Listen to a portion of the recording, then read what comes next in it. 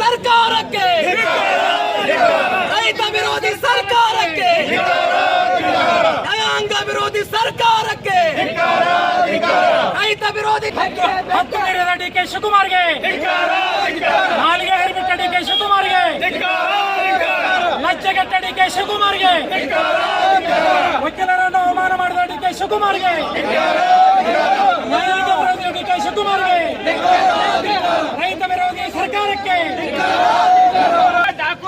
ದಿನಾಂಕ 6/9/2025 ಮಾನ್ಯ ಉಪಮುಖ್ಯಮಂತ್ರಿಗಳಾದ ಶ್ರೀ ಡಿ.ಕೆ. ಶಿವಕುಮಾರ್ ಅವರು ಆಲ್ಮಟ್ಟಿ ಭೇಟಿಯ ಸಂದರ್ಭದಲ್ಲಿ ವಕೀಲರ ಕುರಿತು ಅವಹೇಳನಕಾರಿ ಮಾತನಾಡಿರುವುದನ್ನು ಖಂಡಿಸಿ ಪ್ರತಿಭಟಿಸುವ ಕುರಿತು ಮೇಲ್ಕಾಣಿಸಿದ ವಿಷಯಕ್ಕೆ ಸಂಬಂಧಿಸಿದ ಅಧ್ಯಕ್ಷರು ಜಿಲ್ಲಾ ನ್ಯಾಯವಾದಿಗಳ ಸಂಘ ವಿಜಯಪುರ ತಮಗೆ ಗೌರವಪೂರ್ವಕವಾಗಿ ತಿಳಿಸಿಪಡಿಸುವುದೇನೆಂದರೆ, ಇತ್ತೀಚೆಗೆ ದಿನಾಂಕ 6/9/2025 ವಿಜಯಪುರ ಜಿಲ್ಲೆಯ ಆಲ್ಮಟ್ಟಿ ಭೇಟಿಯ ಸಂದರ್ಭದಲ್ಲಿ ಮತ್ತು ವಿಧಾನಸಭೆಯಲ್ಲಿಯೂ ಕೂಡ ಮಾನ್ಯ ಉಪಮುಖ್ಯಮಂತ್ರಿಯಾದ ಶ್ರೀ ಡಿ.ಕೆ. ಶಿವಕುಮಾರ್ ಅವರು ವಕೀಲರ ಕುರಿತು ಅವಹೇಳನಕಾರಿ ಮಾತನಾಡಿದ್ದು, ಅವರ ಹಗುರವಾದ ಮಾತು ಇಡೀ ವಕೀಲರ ಸಮುದಾಯಕ್ಕೆ ಅವಮಾನಕರವಾಗಿದ್ದು, ಅವರ ಅಗೌರವಿತವಾದ ಮಾತುಗಳನ್ನು ಖಂಡಿಸಿ ನಮ್ಮ ಸಂಘವು ಕೋರ್ಟ್ ಕಲಾಪ, ಕಂದಾಯ ಇಲಾಖೆ ಮತ್ತು ಗ್ರಾಹಕರ ವೇದಿಕೆ ಈ ಎಲ್ಲ ನ್ಯಾಯಾಲಯಗಳ ಕಾರ್ಯಕಲಾಪಗಳನ್ನು ದೂರ ಉಳಿದು ಪ್ರತಿಭಟಿಸಿದ್ದೇವೆ. ಆದ್ದರಿಂದ ನ್ಯಾಯಾಲಯಗಳ ತಾವು ಮಾನ್ಯ ಉಪಮುಖ್ಯಮಂತ್ರಿಯಾದ ಶ್ರೀ ಡಿ.ಕೆ.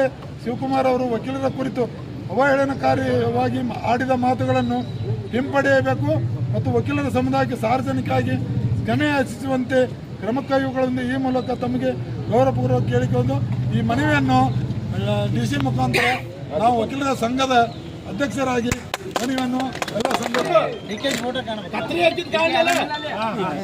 ನ್ಯಾಯವಾದಿಗಳ ಸಂಘಕ್ಕೆ, ವಿಜಯಪುರ ಜಿಲ್ಲಾ ನ್ಯಾಯವಾದಿಗಳ ಸಂಘಕ್ಕೆ 2025 ಸರ್ಕಾರದವರು ಕಿಟ್ನಿಗೆ ಬಾಗಿನ ಅರ್ಪಿಸಲಿಕ್ಕೆ ಮುಖ್ಯಮಂತ್ರಿ ಮತ್ತು ಡಿ.ಸಿ.ಎಂ ಮತ್ತು ಎಲ್ಲ ನಮ್ಮ ಮಂತ್ರಿಗಳು ಕೂಡಿ ಒಂದು ಸಭೆಯನ್ನು ಮಾಡಿದಲ್ಲಿ ಆ ಸಭೆಯಲ್ಲಿ ವಕೀಲರು ರೈತರಿಗೆ ಅನ್ಯಾಯ ಧೋರಣೆ ಮಾಡಲಕತ್ತಾರ, ದಾರಿ ತಪ್ಪಿಸ್ಲಕತ್ತಾರ ಡಿ.ಕೆ. ಶಿವಕುಮಾರ್ ಅವರು ಮಾತನಾಡಿದ್ರು. ಸೊ ಒಂದು 20,000 ಎಕರೆ ಜಮೀನು ಕೆನಾಲ್ಗೆ ಹೋಗಿದಾವ. ಈಗಾಗಲೇ 2018 ಮುಳುಗಡೆ ಆಗಿದ್ದು, 2018ರಿಂದ ಇಲ್ಲಿ ತನಕ ಒಂದು ಬಿಡಿಗಾಸನ್ನು ಈ ಗೌರ್ಮೆಂಟ್ ಸರ್ಕಾರದವ್ರು ಬಂದ ಮೇಲೆ ಕೊಟ್ಟಿಲ್ಲ. ಅದಕ್ಕೆ ಸರ್ಕಾರ ಕಡಿಮೆ ಅವಾರ್ಡ್ ಮಾಡಿದ್ದರಿಂದ ಎಲ್ಲ ರೈತರು ಕೋರ್ಟ್ ಕಲಾಪಿಗೆ ಬಂದು ಕೋರ್ಟ್ದಲ್ಲಿ 20,000 ಎಕರೆ ಪೆಂಡಿಂಗ್ ನಲ್ಲಿ 8,000 ಎಕರೆ ಈಗಾಗಲೇ ಅಪೀಲ್ ಆಗಿದಾವ. ಅಪೀಲ್ದಲ್ಲಿ ಆಗಿ ವಾರಂಟ್ ಆದ್ರೂ ಕೂಡ ಆ ಸರ್ಕಾರದವರು ಇನ್ನೂ ಎಚ್ಚರವನ್ನು ವಹಿಸಿಕೊಂಡಿಲ್ಲ. ಮತ್ತು ಎರಡನೇ ಹಂತದ ಇದೇನು 20,000 ಎಕರೆ ಎಲ್ಲ ಹೋಗೈತಿ. ಈ ಜಮೀನು ಬಗ್ಗೆ ಇನ್ನತನಾದ್ರು CM ಆಗಲಿ DCM ಆಗಲಿ ಮಾತನಾಡಲಿಕ್ಕೆ ಚಕಾಶಬ್ದರು ಮಾತಾಡಿಲ್ಲ. 18,000 ಕೋಟಿ ಪೆಂಡಿಂಗ್ ಇದೆ. ಅದನ್ನ ಬಿಟ್ಟು ಮೂರನೇ ಹಂತದ್ದು ನಾವು 24 ಲಕ್ಷ ಮಾಡ್ತೇವೆ, ಒಣಬೇಸಾಯ 25 ಮಾಡ್ತೇವೆ ಅಂತ ಬರೇ ಅದೇ ಮೀಟಿಂಗ್ ಮಾಡ್ತಾರೆ ಹೊರತು ಸರ್ಕಾರ ಕೋರ್ಟ್ ಕಲಾಪಗಳಿಂದ ಏನು ಆದೇಶ ಆಗ್ಯಾವ ಕೆನಲ್ದು ಆ ಆದೇಶ ಪ್ರಕಾರ ಇನ್ನೂ ಒಂದು ಅಮೌಂಟ್ ತುಂಬಲಾಗ್ತಾ ಇರಲ್ಲ. ನಾವು ಎಷ್ಟೋ ಸಲ ಬೆಂಗಳೂರು ಹೋಗಿದ್ದೇವೆ. ಹಿಂದಿನ ಅಧ್ಯಕ್ಷರಿದ್ದಾಗ ಡಿ.ಕೆ. ಶಿವಕುಮಾರ್ ಮಾನ್ಯ ಉಪಮುಖ್ಯಮಂತ್ರಿ ಹೋಗಿ ಕೊಟ್ಟಿದ್ದೀವಿ. ಮತ್ತು ನಾವಾದ್ರೂ ಕೂಡ ಹೋಗಿ ಅವ್ರ ಮನೆತನ ಹೋಗಿ ಅವ್ರಿಗೆ ಮನವಿ ಕೊಟ್ಟಿದ್ದೀವಿ. 10,000 ಕೋಟಿ ಪೆಂಡಿಂಗ್ ಅದ. ರೈತರ ರೊಕ್ಕ ಇನ್ನ ಅವರು ತುಂಬಿಲ್ ನೀವು ಅಂದ್ರ ಇವರು ತಾವು ಡಿಲೇ ಮಾಡಿ ಅರ್ಜಿಯನ್ನು ಹೈಕೋರ್ಟ್ಗೆ ಹಾಕಿ ಮತ್ತೆ ಅವ್ರನ್ನ ಒಂದು 50 ಮಂದಿ ವಕೀಲರು ಸರ್ಕಾರ ಹತ್ರ ನೇಮಿಸಿ ಆ ರಿಟ್ ಅರ್ಜಿಯನ್ನು ಫೈಲ್ ಮಾಡಿ ವಕೀಲ ರೈತ ಬಾಂಧವರಿಗೆ ರೊಕ್ಕ ಸಿಗಲಾರ್ದಂಗ ಅದನ್ನ ಸ್ಟೇ ಮಾಡಿಸಿ ತಮ್ಮ ಗೌರ್ಮೆಂಟ್ ಬರುತ್ತಂದ್ರೆ ರೊಕ್ಕ ತುಂಬಾ ಇರ್ತೇಳಿ ದುರುದ್ದೇಶದಿಂದ ದುರಾಡಳಿತದಿಂದ ಮುಖ್ಯಮಂತ್ರಿಗಳಾಗಲಿ CM DCM ಅವರಾಗಲಿ ಇದನ್ನ ರೈತರನ್ನ ರೊಕ್ಕ ಕೊಡ್ಲಾರ್ದೆ ರೈತರಿಗೆ ಏನು ತಪ್ಪು ದಾರಿ ಹೇಳ್ತಾರಂದ್ರ ವಕೀಲರು ನಿಮ್ಮನ್ನ ತಪ್ಪು ದಾರಿಗೆ ಹೇಳ್ದ ನಿಮಗೆ ರೊಕ್ಕ ಕೊಡ್ಲಾರ್ದಂಗ ಮಾಡ್ತಾರ ಅಂತೇಳಿ ವಕೀಲರ ಮೇಲೆ ಅವಹೇಳನಕಾರಿ ಹೇಳಿಕೆಯನ್ನು ಕೊಟ್ಟದಕ್ಕೆ ನಾವು ಖಂಡಿಸಿ ಅದನ್ನ ಇಷ್ಟಕ್ಕೆ ಬಿಡುದಿಲ್ಲ. ಡಿ.ಕೆ. ಶಿವಕುಮಾರ್ ಅಂತದ್ದು ಅವರು ಹೌಸ್ನಲ್ಲಿ ಮಾತಾಡಿದಾರ. ಹೌಸ್ನಲ್ಲಿ ವಕೀಲರು, ಸರ್ಕಾರಿ ವಕೀಲರು ಮತ್ತು ಎಲ್ಲರೂ ಮಿಲಾಪ್ ಆಗಿ ಹೆಚ್ಚಿಗೆ ಅವಾರ್ಡ್ ಮಾಡಿರ್ತಾರೆ. ಹೆಚ್ಚಿಗೆ ಅವಾರ್ಡ್ ಮಾಡಿ ನಮ್ಮ ಕಾಗದ ಪತ್ರಗಳು ಹಾಜರಾಗಲಾರ್ದ ನ್ಯಾಯಾಲಯದಲ್ಲಿ ನ್ಯಾಯವನ್ನು ಸರಿಯಾಗಿ ಧರಿಸ್ಕೊಡ್ದ. ಯಾವುದೇ ಡಾಕ್ಯುಮೆಂಟ್ ಕೊಡ್ಲಾರ್ದ ನ್ಯಾಯಾಧೀಶರು ಆರ್ಡರ್ ಮಾಡೋದಿಲ್ಲ, ಏನೋ ನಾವು ಹೇಳಿದ್ರು ಮಾಡೋದಿಲ್ಲ. ಯಾಕೆ ಒಂದು ರೈತರಿಗೆ ನ್ಯಾಯ ಕೊಡಿಸ್ಬೇಕಂದ್ರೆ ಒಬ್ಬ ವಕೀಲರು ಬೇಕು. ತಮಗೂ ತಾವು ಸಹಿತ ಜೈಲಿಗೆ ಹೋಗಿ ಬಂದವ್ರ ತಮ್ಮನ್ನೇ ಬಿಡಿಸಿದ ವಕೀಲರಾಗೇ ಬಿಡಿಸ್ಯಾರ ಹೊರತು ತಾವೇ ವಾದವನ್ನು ಮಾಡಿ ಕೇಸಿಂದ ಜೈಲಿನ ಕೂತ ಹೊರಗೆ ಆದೇಶ ಜಾಮೀನು ಮಾಡ್ಕೊಂಡು ಬಂದಿಲ್ಲ. ಇವತ್ತು ನ್ಯಾಯಾಂಗಕ್ಕೆ ಮಾತಾಡ್ತಾರೆ ಅವರು. ಶಾಸಕಾಂಗದವರು ಕಾರ್ಯಾಂಗ ಶಾಸಕ ಆರ್ಡರ್ ಆದೇಶ ಮಾಡ್ಬೋದು. ನ್ಯಾಯಾಂಗ ಯಾವಾಗಾದ್ರೂ ಸಪರೇಟ್ ಇದೆ. ನ್ಯಾಯಾಲಯದ ನ್ಯಾಯ ಐತಂತೇಳಿ ಇವತ್ತು ಎಲ್ಲ ರಾಜಕಾರಣಿಗಳು ಹದ್ದುಬದ್ದಿನಲ್ಲಿ ಇದ್ದಾರೆ. ಇದು ರಾಜಕಾರಣ ತಮ್ಮ ನಾಲಿಗೆಯನ್ನು ಹರಿಬಿಡ್ತಾರ. ಹೆಂಗ ಮನಸ್ಸಿಗೆ ಬಂದಾಗ ನಾವೇ ಸುಪ್ರೀಂ ಅಂತೇಳಿ, ಅದಕ್ಕೂ ಒಂದು ನ್ಯಾಯಾಲಯ ಐತೆ ಅಂತೇಳಿ ಅದಕ್ಕೆ ನ್ಯಾಯಾಲಯ ಹಗುರವಾಗಿ, ವಕೀಲರಿಗೆ ಹಗುರವಾಗಿ ಅದು ಮಾನ್ಯತೆ ಕೊಡ್ಲಾರ್ದೆ ಮಾತಾಡ್ತಾರಲ್ಲ, ಇದು ಬಹಳ ಮಹಾ ತಪ್ಪ, ಅಗೌರವ ಅಂತ ಹೇಳಿ ಮಾನ್ಯ ಮುಖ್ಯಮಂತ್ರಿಗಳು ಇದನ್ನ ಕೂಲಂಕುಷ ವಿಚಾರ ಮಾಡಬೇಕು. ಈಗ ಉಪಮುಖ್ಯಮಂತ್ರಿಗಳು ನಮಗ ಇಡೀ ರಾಜ್ಯ ವಕೀಲರ ಸಮುದಾಯಕ್ಕೆ ಕ್ಷಮೆ ಯಾಚನೆ ಮಾಡಬೇಕು. ಕ್ಷಮೆ ಯಾಚನೆ ಮಾಡದಿದ್ದರೆ ಅವ್ರ ಮೇಲೆ ಇನ್ನ ಡಿಫಾಮೇಷನ್ ಕೇಸ್ ನಾವು ಹಾಕುತ್ತೇವೆ ಮುಂದಿನ ದಿನಮಾನದಲ್ಲಿ.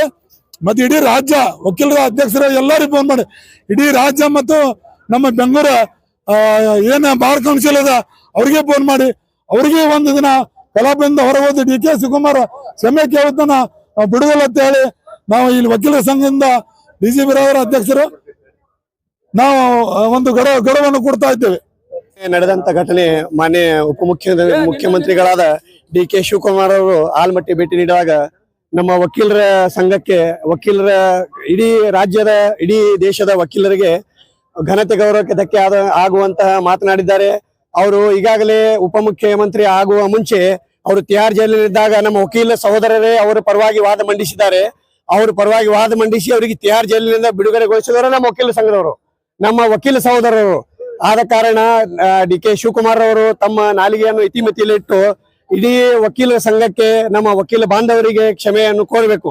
ಬಹಿರಂಗವಾಗಿ ಕ್ಷಮೆಯನ್ನು ಕೋರದಿದ್ದಲ್ಲಿ ಅವರ ವಿರುದ್ಧ ನಾವು ಡಿಫಾಮೇಷನ್ ಕೇಸ್ ಮುಂದೆ ಬರುವಂತ ದಿನಗಳಲ್ಲಿ ಇಡೀ ರಾಜ್ಯದಲ್ಲಿ ಅವರ ವಿರುದ್ಧ ನಾವು ಡಿಫಾಮೇಷನ್ ಕೇಸ್ ಫೈಲ್ ಮಾಡ್ತೀವಿ ಅಂತ ಈ ಮೂಲಕ ಅವರಿಗೆ ನಾವು ಎಚ್ಚರಿಕೆ ನೀಡುತ್ತಿದ್ದೇವೆ.